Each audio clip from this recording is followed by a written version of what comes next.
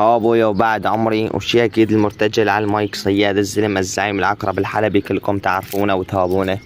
واليوم جيناكم بخضوع طيز الحدث ابو نبال الديري والحكم ابو الوفا الحلبي وابو النور الحلبي الحكام يا بعد عمري والشيطان الحلبي مشرف على الحكام والبصمات. وطبعا هين دبوا القانون وهين ابو نبال دب اول بصمه وين دبيت بصمه ردين ابو نبال دب بصمه يا بعد عمري. وهين ابو نبال ببصمته لاطش عامل وعامود ومندل شنو. هين ردينا هين يا بعد عمري دبيت يعني البصمة وابن بالي ما كسر مايك على 30 مع انه قالوا له حكام اكسر ما كسر وانا كسرت مايكين.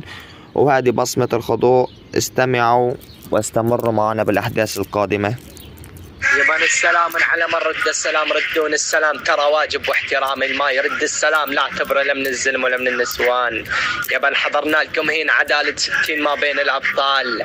البطل ابن البطل الزعيم العقرب الحلبي ما بين البطل ابن البطل أبو نيبال الديري ونقول لكم تم وتم خضوع أبو نيبال الديري عيد البطل ابن البطل الزعيم العقرب الحلبي.